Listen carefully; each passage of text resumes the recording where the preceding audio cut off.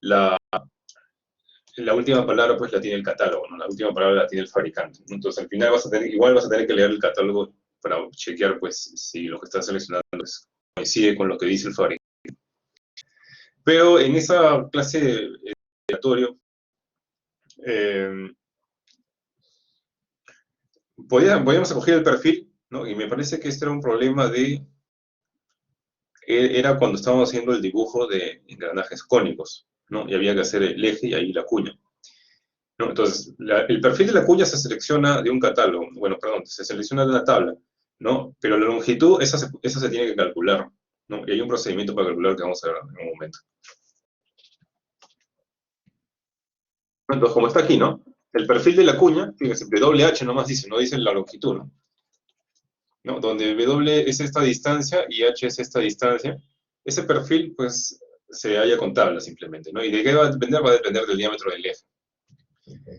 Ahora, esto hay que chequearlo, ¿no? Hay que ver cuánta longitud de cuña se necesita, pero también no puede ser toda la longitud de cuña que tú quieras, ¿no? Bueno, normalmente se recomienda pues, que la cuña no sobrepase pues, el elemento, ¿no? O sea, si es un engranaje, por ejemplo, la cuña no debería salirse, ¿no? O ser de mayor longitud que el ancho del engranaje, ¿no? O quizás puede salir un poco, pero no tanto. Pero... También les hice una observación en esa clase de ejes acerca de las cuñas, que las cuñas eran más o menos pues, como los fusibles en un circuito eléctrico, ¿no? Nosotros tenemos que diseñar la cuña, ¿no? O seleccionar la cuña de tal manera pues, que en el momento que haya algún sobreesfuerzo, lo primero que se rompa sea la cuña y no otro elemento. Si se rompe la cuña no va a ser una gran pérdida, porque bueno, es un elemento pequeño, ¿no? Y si finalmente se rompe, pues lo que va a pasar, si fuese un engranaje, por ejemplo, es que el engranaje va a empezar a girar por encima del eje, ¿no? Y digamos que no se va a destrozar el engranaje. De repente sí el eje se va, o el eje y el agujero del engranaje seguramente pues se van a empezar a rayar, pues, ¿no? Pero no va a haber una falla catastrófica que involucre otros elementos, ¿no? Entonces, hay que tener en cuenta eso de ahí, ¿no?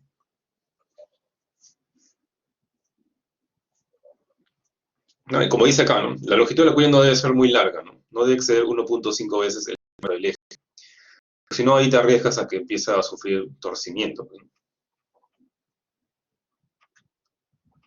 ¿no? Entonces, hay unas cuñas que son simplemente como unos paralelepípedos y otras que son ausadas, ¿no? O sea, en forma de plano inclinado, de tal manera que tú las puedes introducir por un lado, pues si se quedan ahí ajustadas, ¿no? Hay otras cuñas que también son distintas, como esta de acá, que se llama cuña Woodruff, ¿no? Como dice, cada una tiene sus utilidades, ¿no? En el caso de esta, pues, sirve para ejes que son pequeños, ¿no? ¿No? Y en el caso de las cuñas Woodruff también, ¿no? El tamaño de la cuña o el perfil de la cuña se selecciona ¿no? Viendo, pues, la geometría, pues, del eje, ¿no? ¿No? Está el diámetro del eje y con esto puedo seleccionar el perfil de la cuña Woodruff. Ahora, estos factores de concentración de esfuerzos también se pueden aplicar, bueno, al caso de las cuñas, ¿no? Bueno, en realidad al caso del cuñero, ¿no? Y que ya hemos visto, ¿no? Estos factores lo habíamos visto en la tabla 7.1, ¿no? El cuñero, pues, tiene una concentración de esfuerzo regular, ¿no? Porque realmente es como, pues, una ranura ahí en el eje, ¿no? Entonces, eso de todas maneras, pues, hay que hacerle un punto de prueba ahí de todas maneras, porque puede ser un punto crítico, ¿no? Ahora, estos valores del caso T, el Q, eso están en el libro pues, de Peterson, ¿no? Entonces, en esos libros vas a encontrar más tablas de las que aparecen en el Shigley, por si acaso, o bueno, más gráficas, y me parece que también incluye tablas de esas gráficas. Entonces, ahí tú puedes hacer una interpolación, ¿no? ¿No? Pero, como les dije, también estos, digamos, se han hecho pues de forma experimental, o también puede ser por simulación y no se ha sacado, digamos, como una fórmula que tú puedas aplicar, ¿no? Entonces vamos a ver un ejemplo de cómo se seleccionaría o cómo se verificaría una cuña, que es más o menos sencillo, la verdad, ¿no? Entonces dice acá que tengo un eje de acero, ¿no? Bueno, de este material, el 1035, que está tratado térmicamente y tiene una resistencia a la fluencia de 75 KSI, ¿no? Recuerden que la resistencia a la fluencia en los libros lo ponen como una S, ¿no? La resistencia se pone como una S y el esfuerzo se pone como el sigma. También van a ver ustedes que algunos libros, esto de acá, pues lo reducen, ya se olvidan de poner la P y le ponen KSI nomás, que significa igual lo mismo, ¿no? Cada kilo PSI. Acuérdense también que la resistencia a la fluencia es el momento en que ya se empieza a doblar el material, ¿no? Y ya se empieza a doblar el material y ya no va a regresar pues a su punto inicial, ¿no? Va a quedar permanentemente deformado. Ya, bueno, y dice que tiene un diámetro de 7/16 de pulgada y dice que el eje gira a 600 RPM y transmite 40 HP a través de un engranaje. Dice primero que selecciones la cuña apropiada. Entonces, ¿qué vamos a hacer acá? Bueno, primero, para seleccionar el perfil, pues podría irme a la tabla, ¿no? Con este diámetro del eje, ¿no? 1, 7/16 pulgada, 7/16 de pulgada, si escojo una cuña así como estas de aquí, las cuadradas, ¿cuál de las cuñas sería, no? 1 con 7/16, ¿cuánto tendría de, para 1 con 7/16, cuánto tendría de ancho la cuña?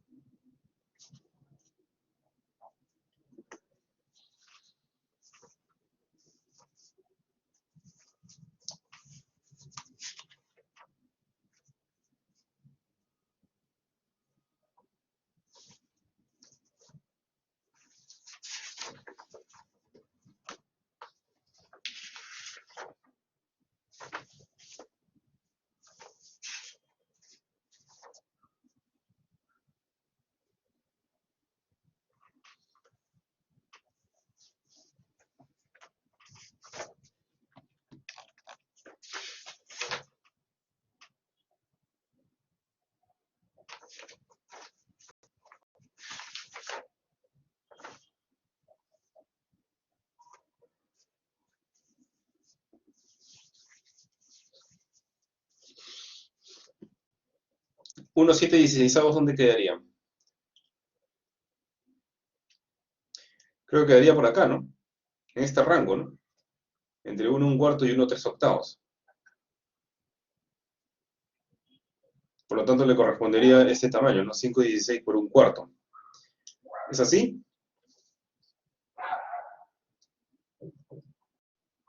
Ya, y eso, y después con eso, bueno, con eso ya tendría el perfil, pero faltaría la longitud, eso es lo que faltaría chequear, ¿no?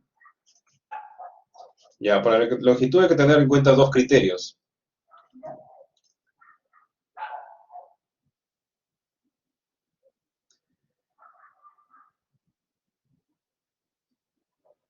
Hay que tener dos criterios acá. Hay que darse cuenta cómo está, digamos, sufriendo la cuña, ¿no?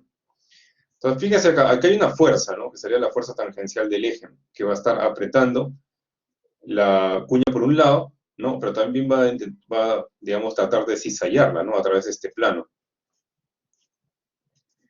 ¿no? Entonces, uno que va a haber una fuerza que va a tratar de cizallar el cuña a través del plano intermedio, y otra también es que va a haber, digamos, un aplastamiento de la cara de la cuña, ¿no? Pero sería, si yo tengo esta fuerza de acá, sería media cara lateral de la cuña, ¿no? Entonces podría hacer un cálculo de dos esfuerzos, ¿no? Uno que sea a través de esta cara y otro que sea a través de esta cara, ¿no? A través de esta cara de aquí. Y en ambos, pues, está actuando la fuerza F.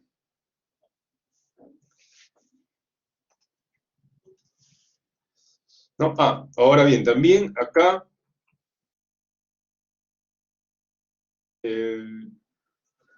perdón. Unos 7 octavos es aquí.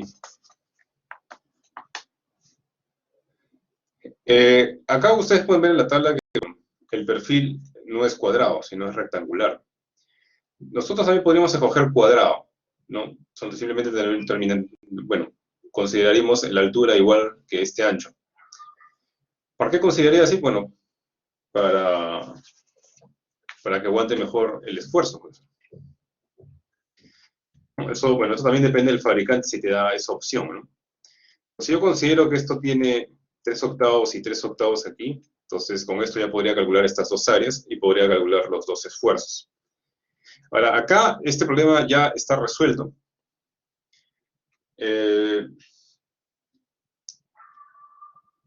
Bueno, lo primero que hace acá es primero hallar la fuerza, pues, ¿no? Esta fuerza no te la dan de dato. No, pero yo la puedo sacar fácilmente, ¿no? Como a través del torque. El torque sí lo puedo sacar porque tengo acá las RPM del eje y también tengo su potencia, ¿no? Acuérdense que la potencia es torque por velocidad angular.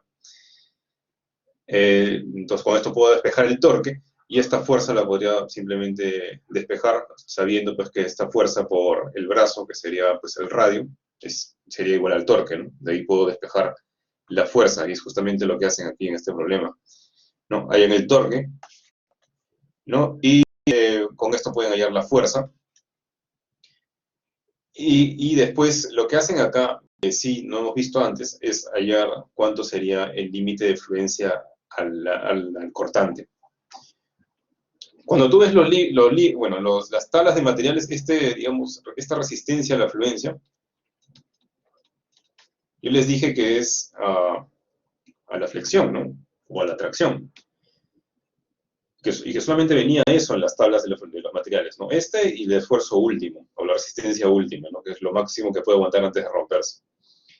No te viene, por ejemplo, para el cortante. Entonces, yo les había dicho, pues, que von Mises había, pues, sacado una ecuación como para calcular, digamos, lo que básicamente, ¿no? En simples palabras, sería como si fuese un esfuerzo de tracción equivalente, una cosa así. Que ya tiene en cuenta otros tipos de esfuerzos, ¿no? Como el esfuerzo cortante y la torsión, y bueno, y además del mismo esfuerzo de flexión, ¿no? Pero hay otras formas también de resolver esto, ¿no? Por ejemplo, este esfuerzo de fluencia, digamos que esa tracción se podría determinar el esfuerzo de fluencia al cortante a través de una fórmula que no la hemos explicado, pero no hemos explicado, bueno, digamos, de dónde viene esto, pues porque para esto realmente, para poder explicar, pues realmente necesitaríamos cursar pues, un curso de resistencia a materiales y también hay toda una teoría detrás de esto, ¿no? Pero la fórmula es también sencilla, ¿no? Tú puedes calcular la resistencia a la fluencia del cortante sabiendo la resistencia a la fluencia de la tracción del material, que eso sí se puede conseguir en tabla, simplemente haciendo esta ecuación, ¿no? Entonces, la resistencia a la fluencia del cortante simplemente sería 0.57 veces la resistencia a la fluencia. Entonces, si en el problema me dan que es 65, acá me he equivocado, acá es 65, si es 65, entonces acá la resistencia al cortante sería 37.5, ¿no? Resistencia a la fluencia. Y ahora, ¿qué hacen acá? Acá primero hayan, para ver si, bueno, si esta cuña falla por cortante, es justamente lo que decía en la diapositiva anterior, ¿no? ¿No? Las dimensiones de esto, según lo que aparece aquí, serían TL, y me parece que esto de acá es cuadrado, pues, ¿no? Entonces, fíjense, supuestamente si tengo una fuerza así, y la otra fuerza está cayendo así, el esfuerzo cortante sería, pues, tratando de cortar la cara, ¿no? Por lo tanto, el esfuerzo cortante sería sobre esta área. Y es justamente lo que hacen acá, pues, ¿no? Acá están, y acuérdense que el esfuerzo es fuerza sobre área. Sería, entonces, la fuerza sobre esta área de acá, que esté por L. ¿No? Entonces, con esto pueden sacar, todo esto sería el esfuerzo al cortante, pues, ¿no? El esfuerzo cortante sobre la cuña. Pero acá utilizan esta fórmula de acá. Esta fórmula simplemente es el factor de seguridad. Pues acuérdense que el factor de seguridad es resistencia sobre esfuerzo, ¿no? Y en este problema parece que, bueno, acá, no sé si está acá en el enunciado, no, no está, pero acá están asumiendo que se va a utilizar un factor de seguridad de 2.8. Ese factor de seguridad, bueno, yo les he dicho que se pueden conseguir en algunas tablas, o también por la misma experiencia del fabricante se puede utilizar un factor de seguridad en particular, ¿no? Acá están utilizando 2.8, y lo que están haciendo básicamente pues es, digamos, amplificar, ¿no? Este esfuerzo cortante que te salió por 2.8 para, bueno, para tener, digamos, ese margen de seguridad, ¿no? Y eso te va a salir, pues, una resistencia, ¿no? Una resistencia que debería tener tu material. Entonces yo debería escoger un material que tenga por lo menos esa resistencia para tener ese factor de seguridad. Bueno, entonces acá he introducido los datos, pero en este caso yo ya tengo el material con que se ha utilizado la cuña, o sea, yo ya tendría este dato de acá. El T también lo tendría, pero lo que no tengo es cuánto vale la longitud de la cuña, ¿no? Entonces acá tendría pues dos incógnitas, ¿no? Tendría un factor de seguridad que no lo sé, por eso es que están dando acá el valor, ¿no? Y la longitud, que es justamente lo que quiero hallar. Entonces, ¿qué va a pasar? Yo voy a hallar la longitud cuando, para que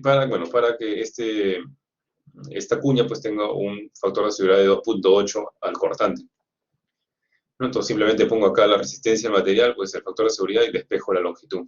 Y en este caso dice que la longitud está saliendo 1.16 pulgadas. Es lo mínimo que debe tener la longitud de la cuña para que pueda tener ese factor de seguridad. Y luego hay otro esfuerzo también, ¿no? Hay un esfuerzo de aplastamiento, ¿no? Entonces, si te fijas acá, este vector de fuerza, este va a estar aplastando la mitad de la cara lateral, ¿no? O sea, esta cara de acá.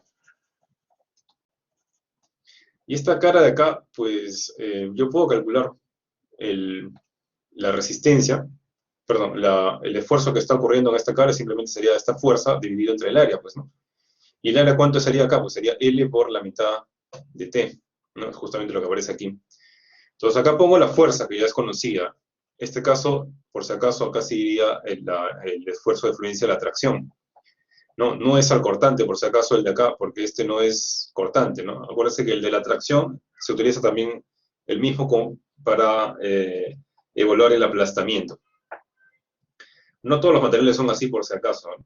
En el caso del acero, pues, digamos, el aplastamiento y la tracción se podrían tomar como el mismo esfuerzo, ¿no? Y con la misma resistencia del material, pero hay otros materiales que no son así, hay unos materiales que son más resistentes a la compresión, pero no a la tracción, como por ejemplo el concreto. El concreto resiste bien la compresión, pero si tú lo quieres jalar, ¿no? Estirar, pues ahí va a sufrir más que cuando lo estás comprimiendo. Así que, bueno, por lo menos en el acero sí lo podemos decir, pero no necesariamente se cumplen todos los materiales. Ya, y bueno, el factor de seguridad le damos aquí, ¿no? Entonces acá despejo otra longitud, y en este caso está saliendo 1.34 pulgadas la longitud mínima. Entonces, lógicamente, pues acá yo estoy haciendo dos pruebas, ¿no? Y la longitud que tendría que escoger sería pues una que abarque las dos, ¿no? Por lo tanto, escogería la más grande, 1.34. Y si la puedo redondear, mejor, ¿no? Bueno, y si tengo un catálogo, ¿no? Para escoger, ¿no? Las cuñas con una longitud ya predefinida, entonces escojo la cuña que tenga una longitud mayor o igual que esta, pues, ¿no?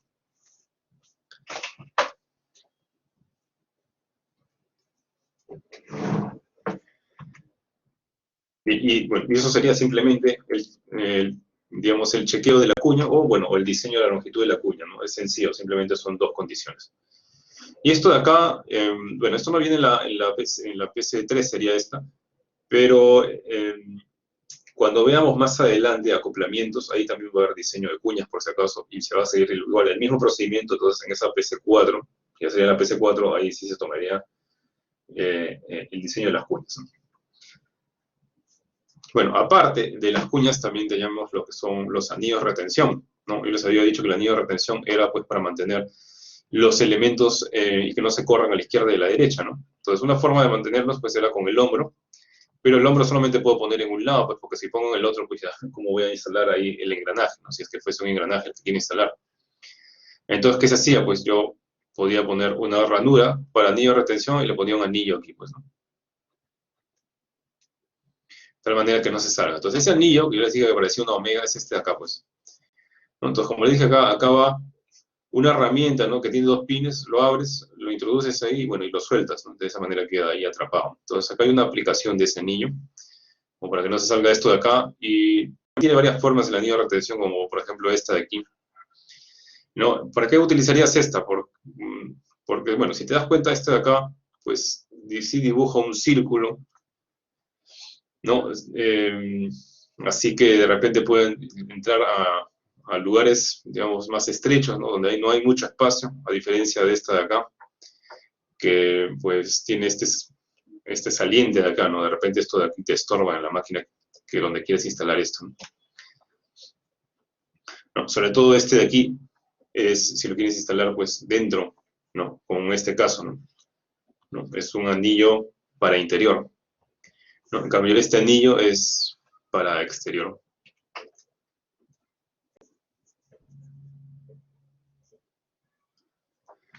Bueno, y como les dije, ¿no? Los factores de concentración de esfuerzo son altos para las ranuras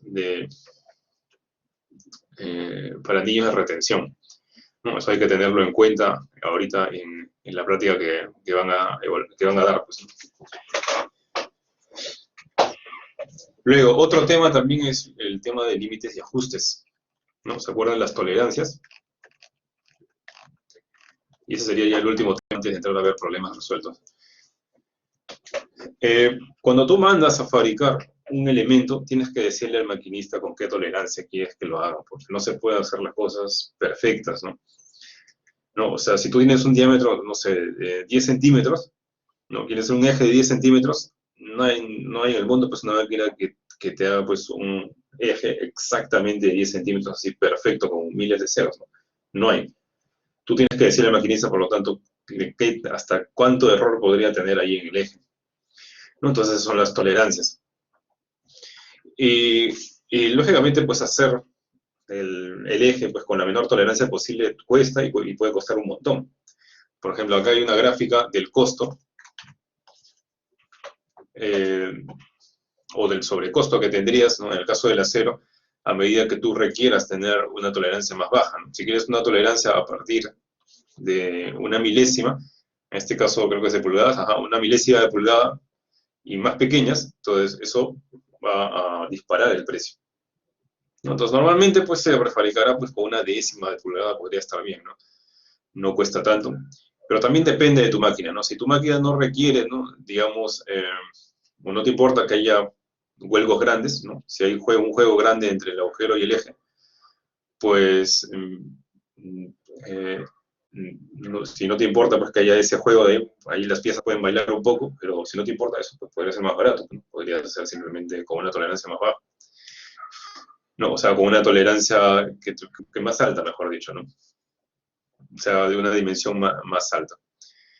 No, porque las tolerancias que son muy, muy pequeñas, pues esas pues, te pueden costar bastante, ¿no? Y acá abajo en esta gráfica es interesante porque incluso acá te dice cuál es el proceso de manufactura que se sigue para conseguir estas tolerancias, ¿no? Entonces, hasta aquí más o menos podría hacerlo en torneado, o sea, con máquina, pero después de esto va a requerir ya un pulido, ¿no? Entonces, estos materiales con una tolerancia tan bajas, pues ya casi va a quedar como si fuese un espejo la superficie. O sea, si fuese una superficie plana, pues podrían incluso reflejarte ahí, ¿no? Quedaría como un espejo. Y aún así, si tú lo ves al microscopio, va a quedar, el microscopio lo puedes ver rugoso, pero si pasas la mano, pues puede parecer como si fuese liso, ¿no? No, pero todo eso, pues, cuesta más porque requiere más trabajo del maquinista y también máquinas más especializadas, pues, ¿no? O sea, aparte de tornear, tendrías que pasarle eh, una lija ya, ¿no? Una lija de distintos grados, ¿no? Y también me parece que le ponen un polvo ahí en la misma lija, ¿no? Casi la lija parece que no, tú pasas la mano por la lija y parece que no rayara, pero realmente sí lo está ahí, pues bueno, está haciendo las imperfecciones del material, ¿no? Pero eso ya es pues un trabajazo, ¿no? Por eso es que cuesta tan caro hacerlo con tolerancias tan pequeñas, ¿no? Ahora, para hablar de tolerancias hay que hablar acerca de algunas dimensiones, ¿no? No solamente tengo la dimensión pues, del agujero y del diámetro del eje, sino hay que tener en cuenta pues, la dimensión mayor y la dimensión menor, ¿no? La máxima y mínima que puede tener tanto el eje como el agujero. Entonces, esas dimensiones que nosotros tenemos, digamos, las básicas o las nominales, estas aparecen acá,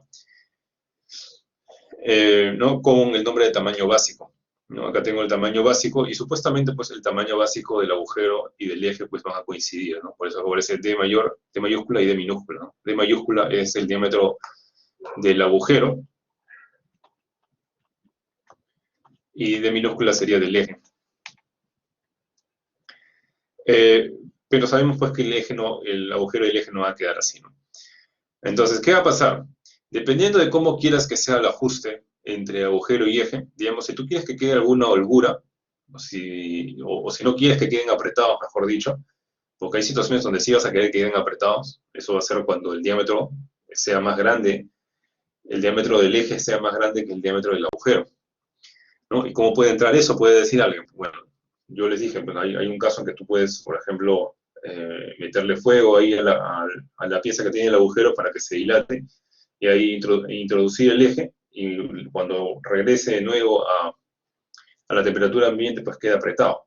Esa es una forma, o sea, esos ajustes se llaman, o esas tolerancias ya son de ajuste, como se dice. Otras tolerancias son de holgura, donde sí, pues hay un pequeño espacio entre eje y agujero, ¿no? Y esa es más barata también, pues, ¿no? Entonces, aquí, en este ejemplo, está dibujado el que tiene holgura, que es también la más común, ¿no? Donde hay un pequeño espacio entre eje y agujero. Entonces vamos a hablar de esa y cómo juegan ahí las otras dimensiones, ¿no? Que se tienen que incluir en la tolerancia, ¿no? Entonces voy a tener primero el tamaño básico, ¿no? El tamaño ideal, digamos, ¿no? Donde el diámetro del eje coincida justo con el diámetro del agujero. Ahora, si yo quiero que haya un ajuste de holgura, ¿no? O sea, que haya una holgura, un espacio entre eje y agujero, entonces primero me debo asegurar que dentro, digamos, del error que puede tener el eje nunca, pues, sea más que el diámetro, que su tamaño básico. Yo siempre sea un poco menor. Entonces vas a tener, digamos, un diámetro máximo del eje que sería, pues, hasta acá, y un diámetro mínimo que sería hasta acá, ¿no? Por eso dice tamaño mínimo y tamaño máximo. Entonces, y esto, pues, va a ser menos que el tamaño básico. Y la diferencia entre estos tamaños con el tamaño básico se llama desviación. Entonces, para el eje va a haber una desviación que se llama desviación fundamental, que va a ser desde su tamaño básico hasta lo máximo que puede ser el eje. Y, digamos, el rango, ¿no? Donde me puedo equivocar, ¿no? Donde yo puedo quedar y ahí puede ser aceptable, pues eso es lo que se llama un grado de tolerancia. Y eso está estandarizado, también se llama número IT, ¿no? El rango en el que yo puedo fallar y donde me puedo ubicar acá sin problema, ¿no? ¿No? Pero siempre, bueno, en esta zona, en esta región de aquí, ¿no?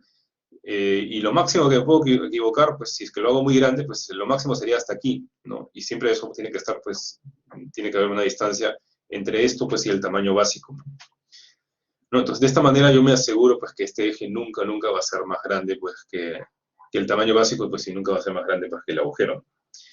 Ahora, con el agujero va a ocurrir algo, pero lo mismo, pero al revés, ¿no? Voy a tener el tamaño básico, y para que haya una holgura entre agujero y eje, yo me voy a asegurar y voy a, digamos, colocar mi rango de error, ¿no? Mucho antes, bueno, una cierta distancia antes del tamaño básico. Entonces, por eso va a haber una desviación, ¿no? La desviación fundamental, que es esta de aquí, a partir del tamaño básico, y a partir de ahí voy a tener, digamos, digamos, un tamaño mínimo del diámetro del agujero, ¿no? Un diámetro mínimo, ¿no? Acuérdense que pues con el agujero se ve de forma distinta, ¿no? El diámetro mínimo, digamos que es más grande que el tamaño básico, y el rango donde yo me puedo equivocar sería este de acá, ¿no? Entonces ese va a ser el grado de tolerancia, el número IT. Entonces, lo más grande que podría ser el agujero sería, pues, hasta ese grado de tolerancia, ¿no? Desde su desviación inferior hasta su desviación superior, ¿no? Entonces, este número IT está estandarizado, y esta desviación fundamental también está estandarizada, ¿no? La desviación fundamental se da con una letra, y en el caso de la grado de tolerancia se da con un número.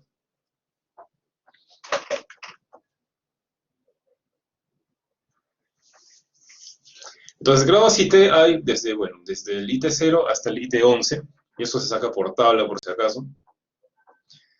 Los números más usados son de IT6 a IT11, y los más pequeños son de IT0 a IT6, ¿no? Esos también son los que cuestan más caro. Entonces, normalmente trabajaremos acá, pues, ¿no?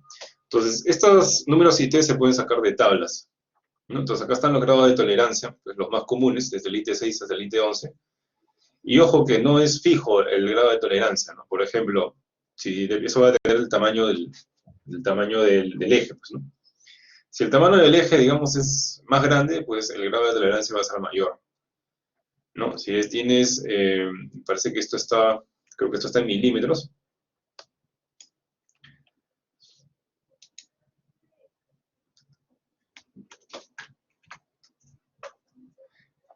No, entonces si tienes entre 30 y 50, pues vas a tener este grado de tolerancia para IT6, pero si es mayor el diámetro, pues las tolerancias van a ser mayores, ¿no? Lógicamente los grados de tolerancia, el IT11, pues para un mismo diámetro también van a ser mayores, ¿no? El IT11 es una tolerancia o un rango más grande donde yo puedo fallar, y lógicamente también sería más barato, pues. Luego faltaría el otro estándar que sería determinar pues la desviación fundamental, ¿no? Esto también está estandarizado, ¿no? Y la desviación fundamental está estandarizado y se colocan letras para definir, bueno, estas tolerancias numéricas se representan con letras, ¿no? Y hay unas letras que son mayúsculas y otras que son minúsculas, ¿no? Las letras minúsculas se utilizan para el eje y las mayúsculas para el agujero.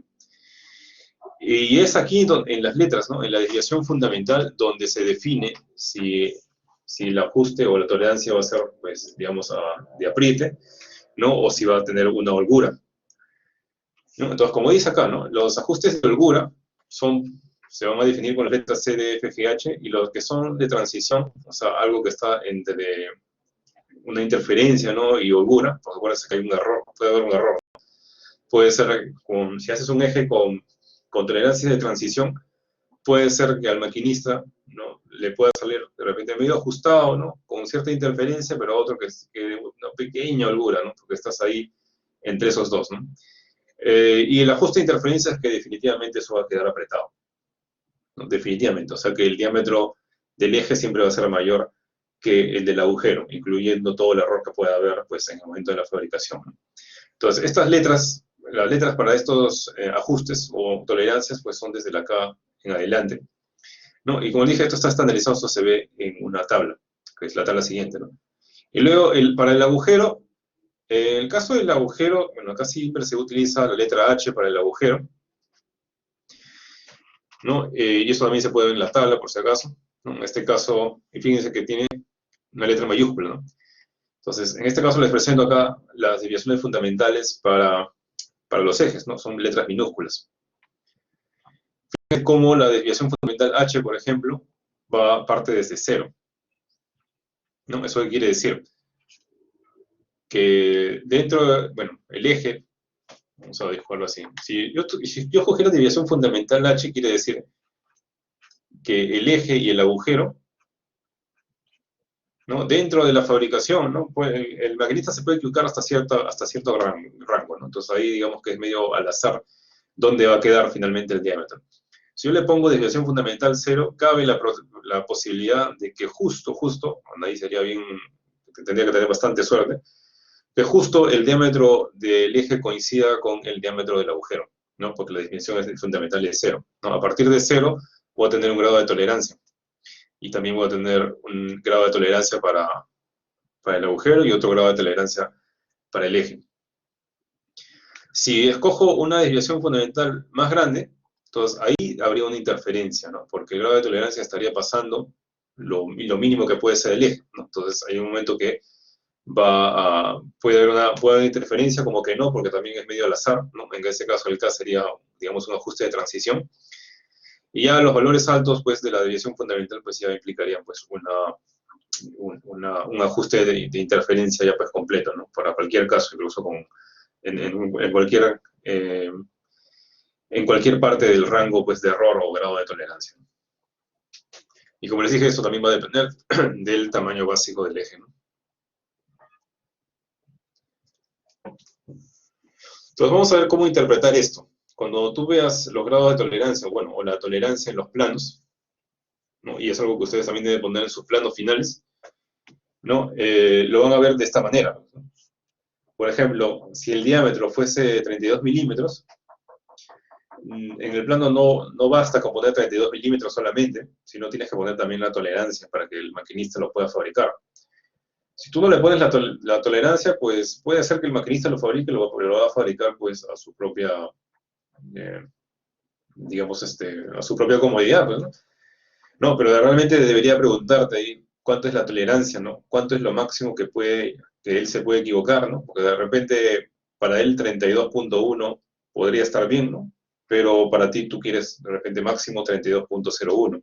Esa es la tolerancia, ¿no? Y eso tiene que estar en el plano de fabricación, ¿no? Entonces, no vas a indicar 32 solamente, ¿no? También tienes que indicar, pues, la tolerancia tanto del eje como del agujero, ¿no? Entonces, esta H mayúscula, acuérdese, letras mayúsculas son para el agujero, y este es el grado IT, este es IT7. Y este G sería del eje, y este es su grado IT, en este caso sería IT6. Como dice acá, tamaño base 32 milímetros, agujero IT7, acuérdense que eso se busca en la tabla A11. Y la desviación fundamental para el eje va a ser la letra G con un grado IT6, ¿no? Entonces, si yo busco acá la letra G pues tiene una desviación fundamental negativa, ¿no? Eso quiere decir que del tamaño base va a haber una desviación fundamental y a partir de esto va a haber un grado de tolerancia, ¿no?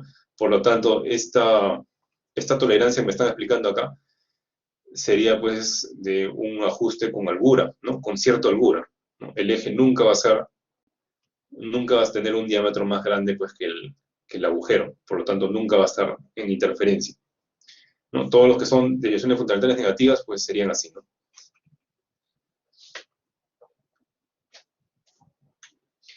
Ahora bien, ¿qué grado de tolerancia pueden hacer ustedes pues, ¿no? Para el trabajo final?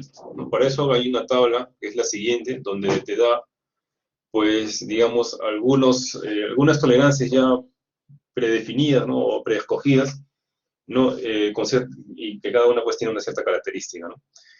Como por ejemplo, si quieres un ajuste completamente suelto, o bueno, suelto en operación, como dice acá, tendrías que escoger este tipo de tolerancia.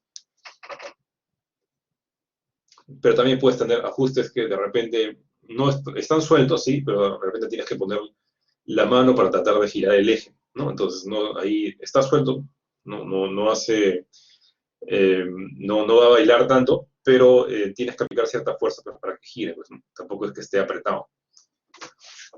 ¿No? Entonces, todos estos ajustes de aquí son predefinidos, ustedes pues escojan, dependiendo pues, de la aplicación que ustedes van a proponer para su trabajo final, todos estos son de holgura, pero también hay ajustes de transición y ajustes de interferencia, ¿no? Que son más caros, ¿no?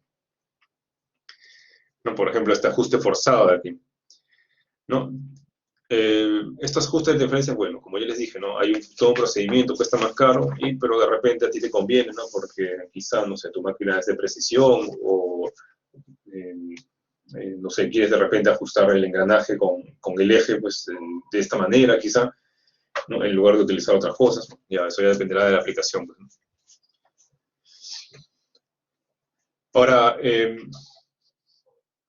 con la especificación de la tolerancia tú puedes sacar las dimensiones, ¿no? Imagínate que tú eres el maquinista, ¿no? Y ves este número de aquí, es esto de acá. ¿Cómo sabes cuánto es lo máximo que te puedes equivocar, ¿no? ¿En qué rango puedes fabricar la pieza, ¿no? Bueno, y de repente ustedes no van a hacer el maquinado, ¿no? Pero quizá pues ahí les pueda preguntar, ¿no? El maquinista, ¿no? Además, bueno, eso tienen que saber para que hablen, pues, digamos, su mismo idioma, ¿no? Eh, mm, no, o sea que hay que saber también pasar de esta tolerancia, o sea, si le sacas de tabla, ¿no? Hay que saber pasar de esta tolerancia, digamos, a cuáles serían sus valores máximo y mínimo.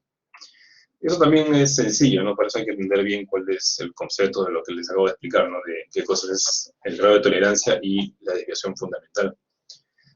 Entonces, para este problema, bueno, de hecho acá están las fórmulas, pero estas fórmulas también se pueden, digamos, deducir de la figura que he puesto hace unas diapositivas atrás, ¿no? En el caso de los agujeros, como los agujeros siempre tienen la misma letra H, ahí la desviación fundamental, acuérdense que es 0. Por lo tanto, su diámetro mínimo va a ser justo el diámetro básico, ¿no? O sea, si mi tamaño básico es así, el tamaño del agujero podría ser así o podría ser, pues, más grande, ¿no? Pero máximo, o bueno, o mínimo el diámetro sería igual que el diámetro básico. Y el diámetro máximo sería, pues, el diámetro máximo sería el diámetro básico más el grado de tolerancia IT. ¿No? Y lo mismo puedo sacar una fórmula para ejes, si es que son con ajuste de holgura, o ejes si son con ajuste de interferencia, ¿no? Y acá hay un problema resuelto de eso, ¿no? Que es rápido también, ¿no? Por ejemplo, acá me dicen, ¿no?, que se va a fabricar un agujero y un eje con este grado de tolerancia, ¿no? 34H11C11. Entonces, de acá sabemos que el tamaño básico sería 34. Vamos a dibujarlo acá, ¿no?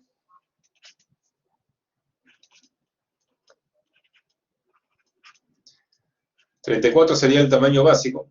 El agujero sería este, y este sería la tolerancia, el grado de tolerancia del agujero, ¿no? Ahora, H, ¿qué significa? H significa que tengo desviación fundamental 0. Eso quiere decir que el agujero podría llegar hasta aquí o podría ser más grande, ¿no? Y esta diferencia sería el grado de tolerancia IT11. Y en el caso del eje es C11. C es un grado con holgura, o sea que la desviación fundamental es negativa, o sea que el eje podría llegar máximo hasta aquí.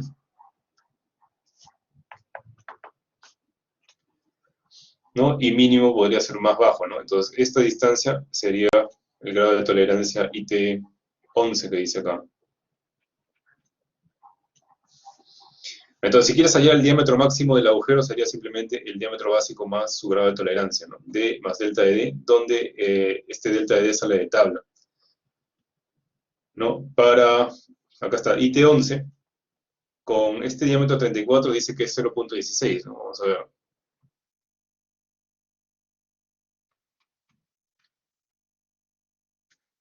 Para 34 es 0.16, acá está, pues, ¿no? Para 34 milímetros tengo con IT11 un rango de tolerancia de 0.16 milímetros.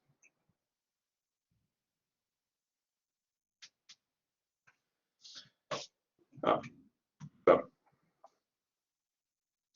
Ahí está, entonces el máximo diámetro que puede tener el agujero pues sería 34.16 y el mínimo sería 34, que es igual que la desviación fundamental, que es igual que el tamaño básico, ¿no?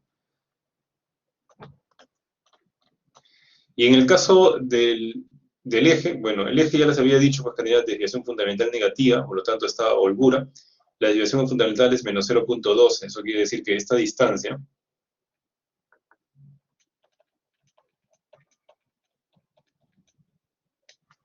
sería menos 0.12.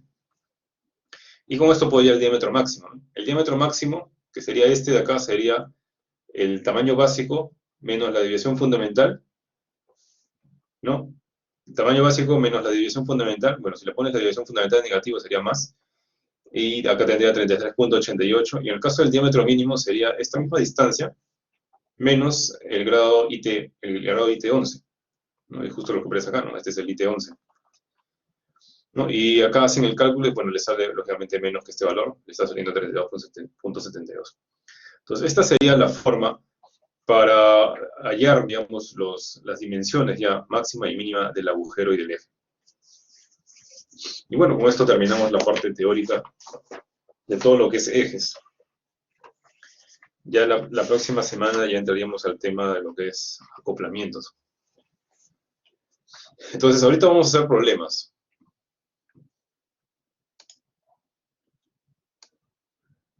Ya, en el aula virtual hay una guía ahí con problemas, que le he puesto de nombre 11.problemas.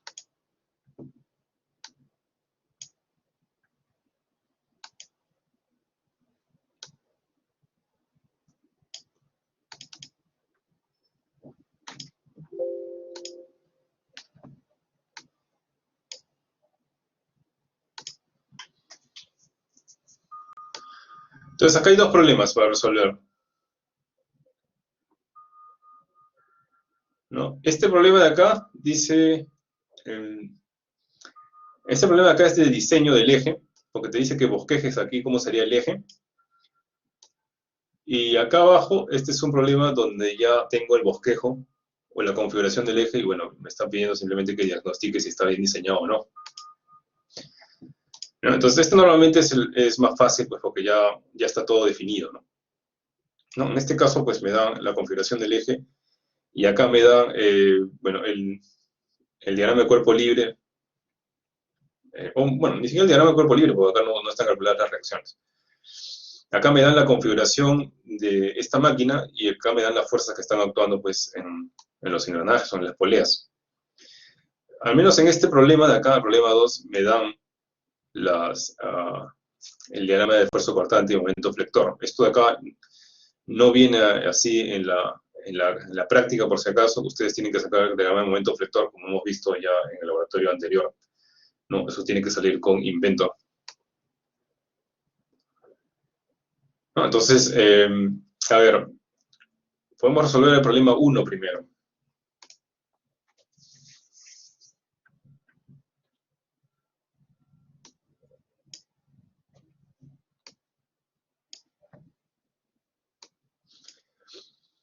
A ver, trate de plantear el problema 1. ¿Cómo configurarían o cómo harían la configuración? Bueno, ¿cómo harían la configuración del eje? Traten de dibujar el eje del problema 1, ¿no? A ver, le doy un par de minutos para que lo vayan dibujando y lo vayan planteando y ahí lo resuelvo yo.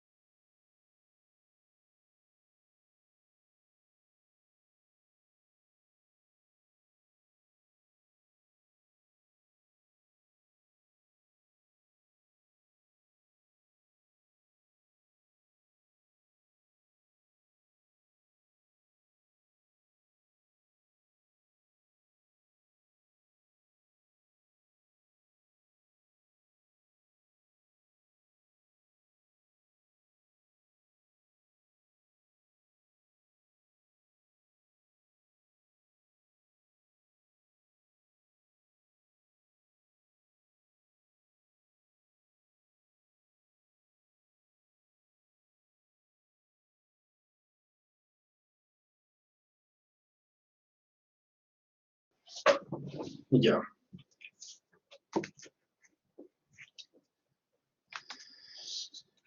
A ver, este problema uno. A ver, ¿cuál es el eje que tengo que diseñar aquí? El eje A, dice. ¿No? El eje A es el eje que está abajo, ¿no? Acá está esta letra A, ese es el eje A. Ya, este eje tiene dos apoyos y un engranaje, ¿no? Ya. Entonces, a ver, si tiene un apoyo en la letra mayúscula A, entonces digamos que acá está el rodamiento, entonces el eje puede ir así, pues, ¿no? Acá le puedo hacer un hombro para que el rodamiento no se salga. Y después viene el engranaje, ¿no? Después de esto, después de 9 pulgadas, viene el engranaje. Entonces, yo le voy a poner el engranaje acá. Vamos a poner aquí el engranaje. Y a esto también tendría que hacerle un hombro, pues, ¿no? Luego de esto viene un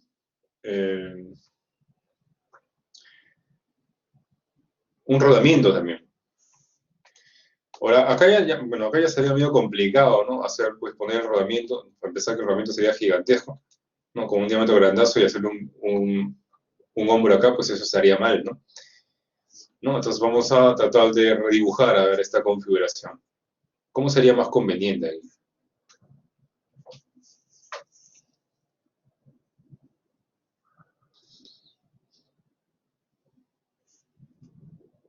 Una forma podría ser, bueno, que yo le hago un hombro acá, y después de repente podría bajar esto, ¿no? Y poner acá el rodamiento, ¿no? De tal manera que no, el eje no sea tan grande, pues, ¿no? Pero igual, acá ya también está saliendo un eje bastante grueso. Otra forma podría ser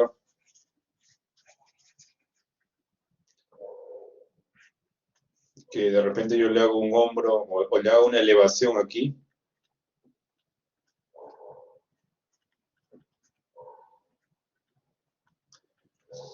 y acá le hago una reducción adicional, y acá ponga el rodamiento y acá ponga el rodamiento. Entonces eso se ve mejor, ¿no? Entonces esta configuración parece más apropiada. Ahora, para que este engranaje no se caiga, yo también podría ponerle acá pues un anillo de retención, acá también podría poner anillo de retención y acá también podría poner anillo de retención. Pero así, la configuración, digamos, sólida, porque sea los componentes, podría ser esta, ¿no? Y acá también hay que pensar cómo vamos a unir el engranaje con el eje, ¿no? Para que se muevan de forma solidaria. Entonces, para eso podría ponerle acá pues una cuña, ¿no? Una cuña para que conecte ahí el engranaje, ¿no? Este engranaje acá. No se vayan a olvidar poner pues elementos de sujeción, ¿no? Que realmente sería solamente cuñas para la evaluación que van a dar dentro de una hora. Ya. Con esto ya tendré la configuración del eje y vamos a hacer todo el cálculo, ¿no? Todo el procedimiento de diseño.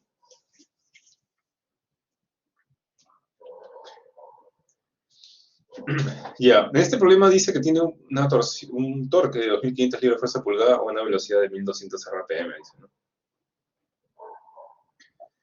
Con este torque podría calcular eh, la carga tangencial.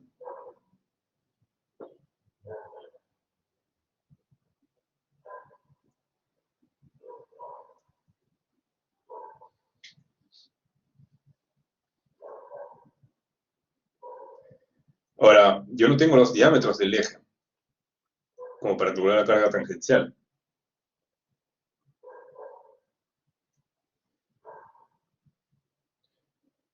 ¿No? Porque acá dice el engranaje tiene un ángulo de presión de 20 grados con los diámetros que se muestran en la figura.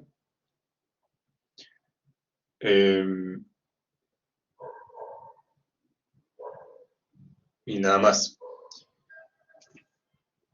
Pero el engranaje, digamos, en el eje A, bueno, este sí tiene me imagino que este es 4 pulgadas, pues, ¿no? 4 pulgadas de diámetro. Y ahí supuestamente es donde se está transmitiendo el torque, ¿no?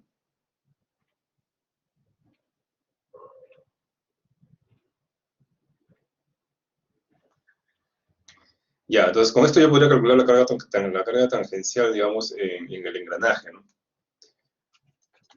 Entonces sería el torque 2500 entre el radio del engranaje, y con esto podría tener una fuerza, ¿no? 1250 libras fuerza. Estaría aplicándose en el engranaje. Luego, con esta fuerza, como es un engranaje, puedo calcular también la carga radial,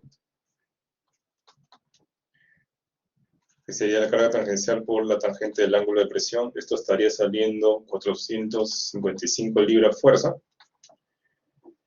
Y con carga radial y carga tangencial podría calcular la carga resultante, ¿no? Sería raíz cuadrada de esto al cuadrado más esto al cuadrado. Entonces, ¿cuánto está saliendo acá? Acá estaría saliendo 1330 libras fuerza. Ya, con esto podría hacer diagrama de cuerpo libre para calcular las reacciones en A y en B. Como es un solo engranaje, pues no está difícil, ¿eh? No, podría ser sumatoria de momentos igual a 0 y después sumatoria de fuerzas, ¿no? En este caso, la reacción en A se puede hallar.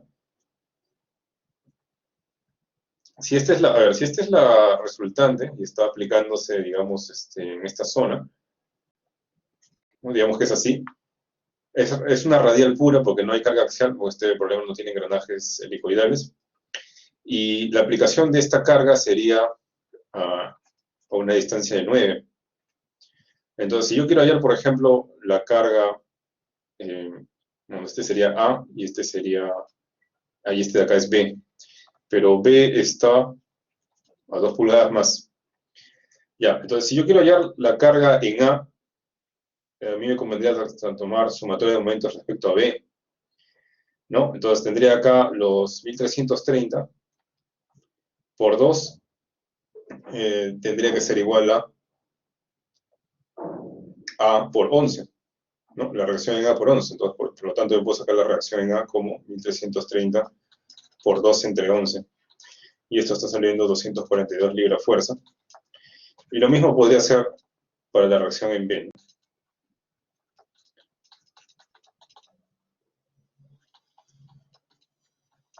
Bueno, estas reacciones, por si acaso, tú las puedes sacar Inventor. Así que no es necesario hacerlo a mano si es que lo ves, si es que piensas que te vas a demorar más que Inventor, ¿no? Igual yo diría que esto ya ni siquiera lo hagas a mano, ¿por qué? Porque puede ser que Inventor te demores más para hallar las reacciones ya, pero más te vas a demorar de todas maneras en sacar el diagrama de momento flector, y eso lo puedes sacar en Inventor de manera inmediata. Ahora, en Inventor, por si acaso, no es necesario dibujar toda la configuración del eje, ¿no? O sea, para sacar diagrama de momento flector no es necesario dibujar los hombros ni nada de eso, por si acaso. En Inventor podrías simplemente dibujar el eje con un solo diámetro, cualquier diámetro, pero sí, ponerle los apoyos y las fuerzas donde deben ser, ¿no? Y ahí te va a salir el diagrama de momento flector. No es el momento flector, o el diagrama de momento flector no depende, pues, de si tiene un hombro o no, y hay cambios de diámetro, de eso no depende el diagrama de momento flector, por si acaso. Siempre que consideren, pues, el peso diferenciable, ¿no? No, que en esta evaluación se considera el peso diferenciable para dar la respuesta, por si acaso. Entonces, con esto puedo sacar el diagrama de fuerza cortante, que sería así, ¿no? O sea, si suponemos que el eje es de esta forma, ¿no? Por acá está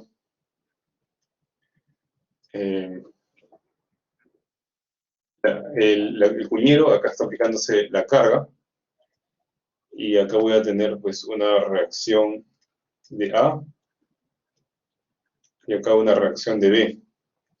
Entonces, la reacción de A en el diagrama de fuerza cortante sería hasta aquí, esos son los 242, ¿no? Y vas a llegar acá en el momento que veas la fuerza y esto va a hacer que el diagrama de momento de fuerza cortante baje hasta que ubiques la reacción en B, ¿no? Y esto va a bajar hasta menos 1088.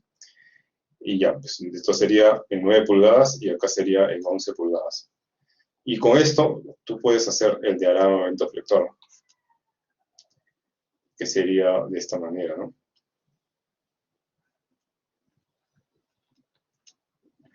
Y no se olviden de hacer el diagrama de torsión.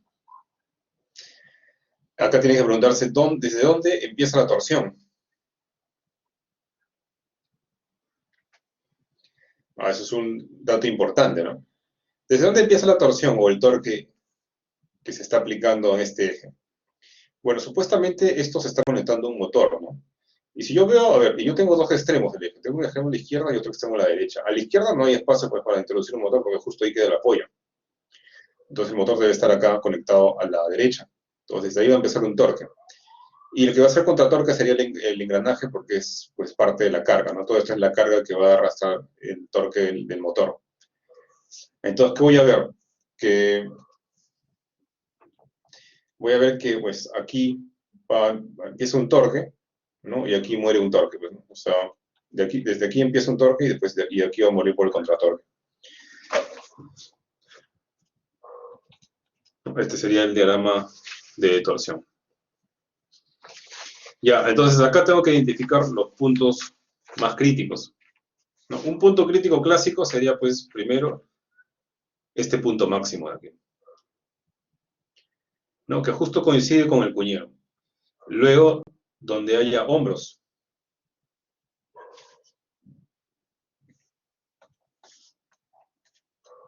O sea, tendría uno aquí justo, pero acá es el punto de momento flector máximo, pero hay concentrador de fuerza, pero acá justo en el medio no hay concentración de fuerza hay acá, así que acá me convendría probar. Y también otro punto podría ser este de acá, ¿no? Pero es que tiene menos momento flector, pero tiene también concentración de esfuerzo, que sería el hombro. Ahora, yo sé que el cuñero pues tiene un factor de concentración de esfuerzo más grande que el hombro, y además este punto también está sometido a mayor momento flector. Por lo tanto, yo podría decir simplemente, ¿sabes qué? Aquí, en esta parte, esto debe ser el punto crítico porque no hay otra zona pues, que tenga todo en contra, pues no como esta de acá, ¿no? Y simplemente podría probar un punto, ¿no? Si te sientes en confianza de dar esa conclusión, pues simplemente calculas ese punto y lo pones como respuesta, ¿no?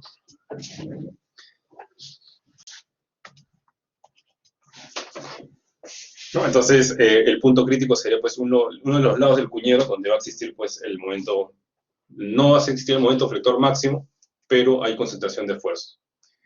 Ahora, como este cuñero no tengo las dimensiones, en el examen ustedes pueden considerar que queda pues justo, pues supuestamente acá es 9, pues, ¿no? Que es la distancia desde el apoyo A, ¿no? Ustedes pueden considerar que justo esto queda en el punto máximo, ¿no? Lo pueden aproximar, ¿no? Porque no tenemos, digamos, dimensiones para el cuñero. Entonces, el momento que va a estar, digamos, sufriendo este punto del cuñero, vamos a aproximarlo a el momento que consigo acá en 9, que es el punto máximo, porque es el que está cerca, ¿no? Entonces vamos a poner, eso sería 2178 libra-fuerza pulgada.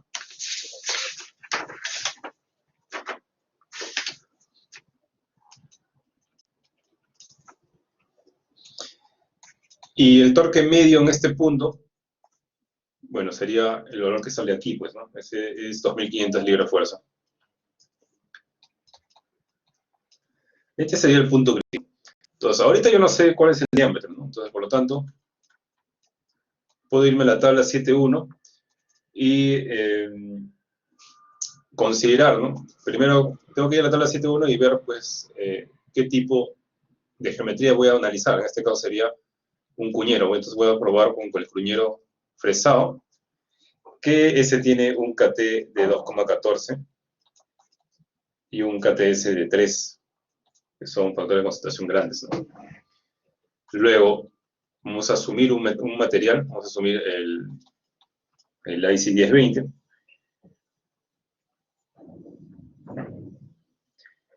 Y, bueno, y con esto supuestamente para allá necesitaría ya el KF y el KFS, ¿no? Para hallar el KF y el KFS necesito hallar El Q. El KT y el KTS salieron de tabla. Y el Q, para hallar el Q, ¿qué cosa necesito? Necesito las proporciones del eje, pues, ¿no? Pero ¿cuáles proporciones del eje necesito para hallar el Q y el QS?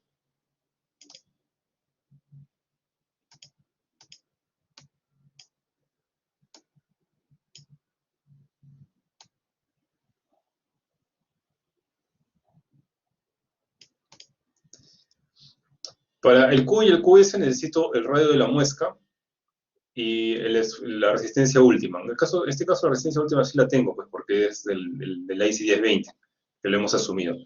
El radio de la muesca lo tengo. Bueno, si tú ves en la tabla 7.1, ahí ya estás asumiendo un radio de la muesca. La tabla 7.1 está acá. ¿No? Ahí estás asumiendo para cuñero fresado, tienes radio, bueno, no tienes el radio de la muesca, pero tienes una relación donde sí figura el radio de la muesca, ¿no? Sería, si asumo cuñero fresado, sería radio entre diámetro igual 0.02. El diámetro no lo tengo todavía. Entonces acá podría asumir valores de Q y QS, ¿no? Valores estimados. Podemos asumir valores de Q y QS o también podríamos asumir un diámetro, pues, y simplemente verificarlo. Pero vamos a asumir primero, a ver, valores de Q y QS, ¿no? Porque todavía no sabemos cuánto sería, pues, el redondeo, ¿no? Del cuñero, ¿no? Entonces, acuérdense, cuñero fresado, R entre D 0.02.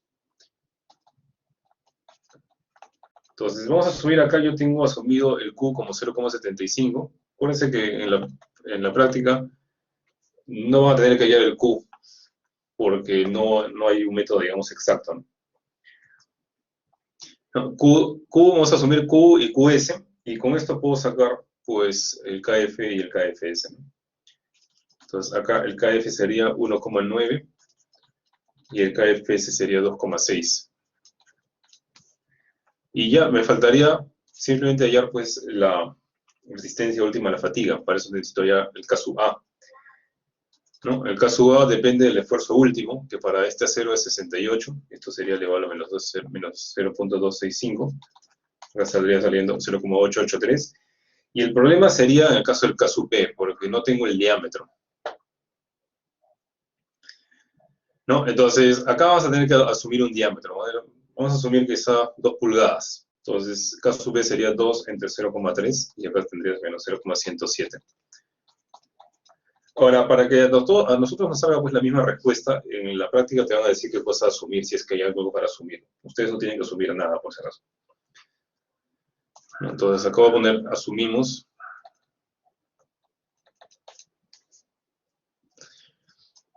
Todos los demás factores vale 1. Luego, el SD', para este diámetro de 2 pulgadas que estoy asumiendo, sería 0,5 veces 68. Y con esto ya puedo hallar el S sub E, que está saliendo 24,5 KSI.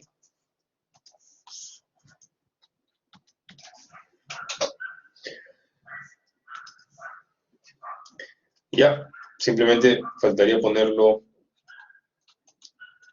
en la ecuación. En este caso me conviene calcular, pues, el diámetro, con el diámetro despejado. Lo voy a dar con Goodman, y en este caso me está saliendo 1,57 pulgadas. Entonces acá tendría que volver a calcular, ¿no? Para verificar este diámetro. Entonces, con una segunda iteración, ahora con este diámetro, pues, calcularía el Q, que estaría saliendo 0,65, el QS sería 0,7, el KT y el KTS también lo podría calcular porque ya tengo el diámetro, y acuérdense que radio entre diámetro es 0.02.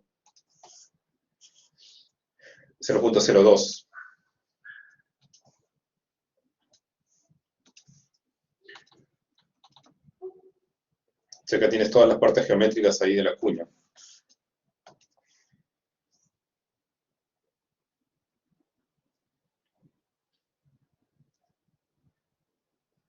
Ya, entonces, aplicando esto te va a salir un nuevo diámetro, ¿no? Entonces, ¿qué cosa hay que chequear? A ver, si este nuevo diámetro me sale más que este diámetro de acá, tendría que volver a iterar, pues, ¿no? Porque eso va a cambiar para peor estos valores, ¿no? Ahora, si el diámetro nuevo me sale menos que este diámetro, y que de hecho en este problema sale menos que 1,57, entonces yo podría también volver a recalcular, pero ya sería, digamos, recalcular para ahorrar plata, porque simplemente podría quedarme con el 1,57 y, pues, y ese 1,57 sí cumple, ¿no? ¿No? En este caso, eh, simplemente podría quedarme acá en esta iteración con 1,57 porque va a cumplir, pues, ¿no?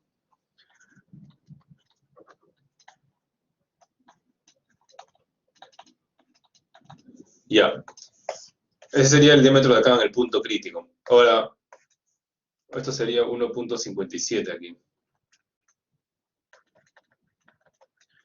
Ahora, ¿cómo sacas este diámetro de acá? Bueno, por proporciones típicas, ¿no? Si este es diámetro y este es D, podrías asumir D entre D 1,2 y acá tendrías el diámetro más pequeño. Y tendrías que chequear también ese punto. Aunque probablemente este punto no, bueno, si bien el diámetro es más pequeño, eh, como la concentración de esfuerzo solamente es un hombro, probablemente pues no sufra tanto como este punto acá, pero sería bueno también que lo cheques para ya, bueno, para ya dar por finalizado este problema, ¿no?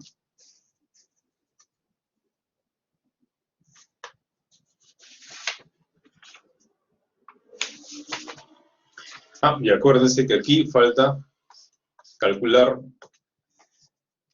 el factor de seguridad de la fluencia, porque Goodman no te protege contra la fluencia.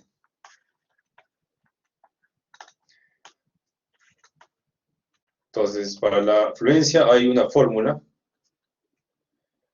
que para Goodman estaría saliendo 18,4 KSI, y con esto puedes calcular el factor de seguridad de la fluencia, ¿no? Comparándolo con la resistencia a la fluencia del material. Acá estaría saliendo 3,1, que bueno, está bien, pues, ¿no? Tiene que salir más que 1. Ya, eso sería el final del diseño.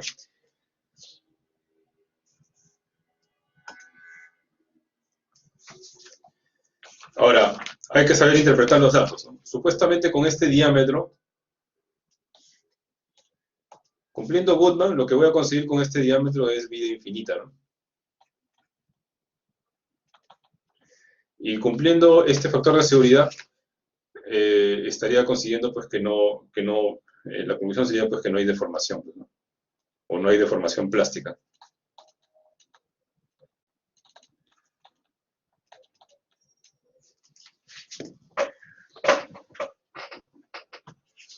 Y para el trabajo final, ustedes tendrían que también sacar las deflexiones, pero eso se puede sacar pues con Inventor, ¿no? Ya, esa sería la conclusión de ese problema. Y ahorita vamos a ver el otro problema, el problema 3. O problema 2, perdón. Que es para verificar un diseño, ¿no?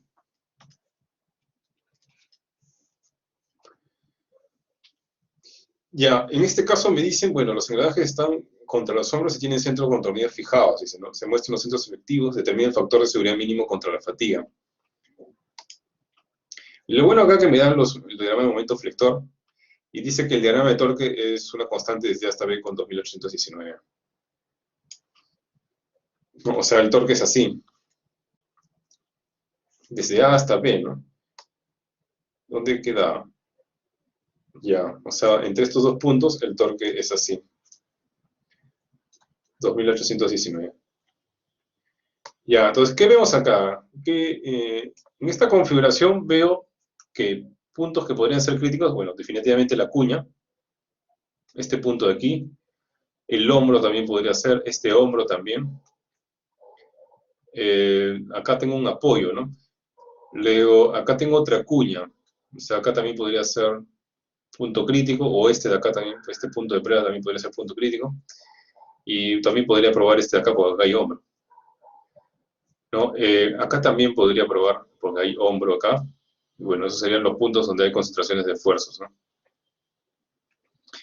Y bueno, y depende también dónde quede pues el momento flector máximo. El momento flexor máximo se está dando, eh, no lo sé todavía, bueno, acá todavía no sé dónde es el momento flector máximo porque tengo que sacar la resultante de estas dos figuras.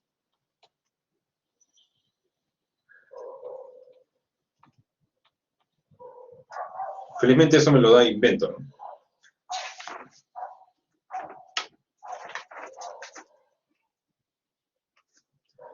Pero bueno, de todas maneras, acá me doy cuenta de lo siguiente. El momento flector, este es el punto A y este es el punto B, ¿no? El momento flector máximo o está en A o está en B. Entonces lo que podría hacer aquí con la gráfica que tengo es hallar la resultante en A y en B, pues como ya tengo los números, ¿no? Puedo hallar la resultante en A y en B de forma analítica, ¿no? Eso lo puedo calcular acá. Acá el momento flector en A saldría 5.324 libra-fuerza pulgada. Y el momento flector en B estaría saliendo, o en C creo que es, ¿no?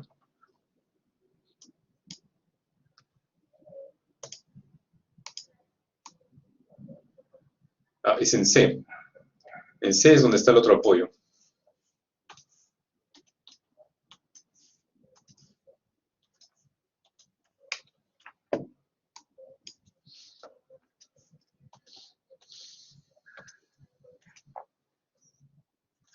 Acá saldría 6.750 libra-fuerza pulgada. Entonces acá me doy cuenta que C es el que tiene el momento flector máximo, ¿no? Entonces más o menos se vería pues la gráfica, más o menos así pues, más o menos así se vería la gráfica. Y tendría 6.750 libra-fuerza pulgada. Eso justo cae en esta parte de aquí.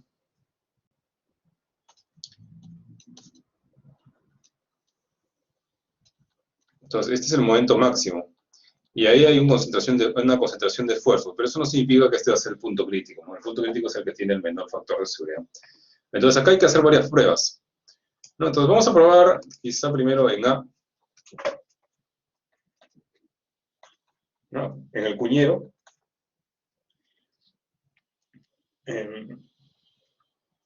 Ahí, a ver, de las dimensiones que me da la figura, ahí tendría R entre D 0.02. Acá no me dicen cuánto es el entalle de la cuña. O sea que vamos a asumir lo que aparezca en la tabla esa 7.1, que es 0.02. Entonces, asumido.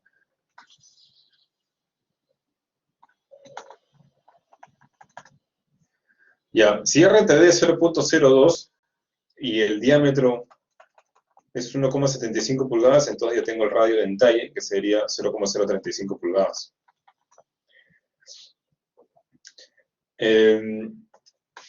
Ustedes van a ver que para hallar el KT y el KTS, pues no hay una figura para hallar el valor exacto, ¿no? Entonces, para este problema vamos a utilizar simplemente la tabla 7.1 para tener los valores de KT y KTS.